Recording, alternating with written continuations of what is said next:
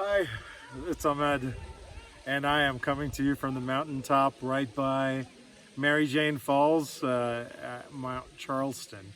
When I started on this hike, I didn't realize it would bring me all the way to the top of Mount Charleston, but it has been an amazing journey. It has been an amazing hike. Not being a very physical person, this is especially challenging for me, but this was also a mind over matter type of thing for me. And I am accompanied up here with my beautiful wife and my good friend who's at the camera and humoring me to record another book review of all things up here. So I had to think for a while to go, okay, this is a very, very special moment. You're at the top of the mountain. It means a lot of things, I'm Muslim, and the Prophet Muhammad received revelation from God at the top of a mountain. Moses spoke with God at the top of a mountain, got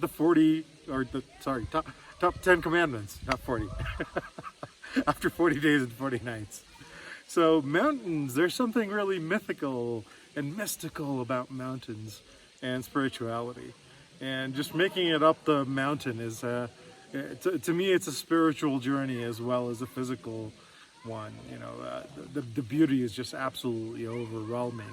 The majesty of these mountains here, they're mind-boggling. And to witness the waterfall after you get up, it's just, humbling. Right? You feel so small next to these mighty and majestic mountains. So I want to review a very special book. It's not going to be a business book, but it is one of those books that has helped me tremendously. It is Man's Search for Meaning by Viktor Frankl. I love Viktor Frankl. The man is simply amazing. You wouldn't believe it. He was a very positive guy. And he went through the Holocaust. He lost family members, and he just barely survived the Holocaust. And he describes how dehumanizing it was to be in the concentration camps, to have everything taken away from you, you start to question everything. I can't even imagine, as I was reading the book, I was trying to imagine. There are no words that I can speak to the horrors of what the Holocaust was like. And he talks about the mixed feelings he has about the people who, want to save themselves and they turn to the enemy. They, side with the Nazis. So along with all the misery, there's and death and just sheer evil, there's also, distrust. There were people that you couldn't trust. And really, he describes how it breaks everything down. You have nothing. I'm so incredibly blessed to even be able to come up here, to have the ability to come up here. There are fires in California right now. It's smoky, but here it's absolutely beautiful. So it's nothing to be taken for granted. So in Viktor Frankl's book, he describes what happens to you when you lose everything. When you lose everything, including the will to live.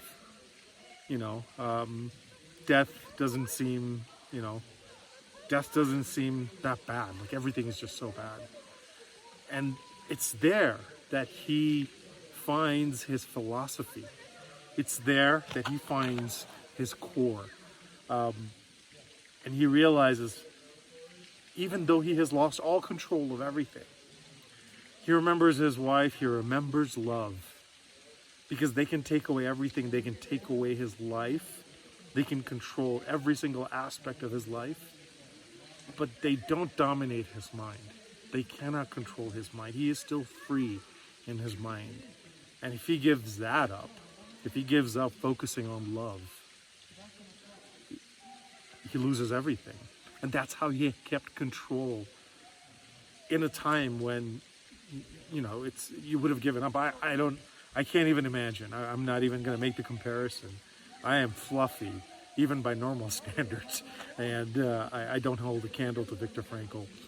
But to really think that that type of a negative experience helped him see the very best in humanity, the very best in himself, and to see that life is worth living. Every moment is a gift, and so much of that is your choice. So even though the Nazis were trying to make his life miserable, he chose not to be. He chose to not give in. I mean, what kind of incredible power is that? You have to look at the world in a whole different way. You have to re-examine everything. You have to think about your life, think about your death, and come to terms with it. Come to terms with your mortality and the mortality and loss of everything around you.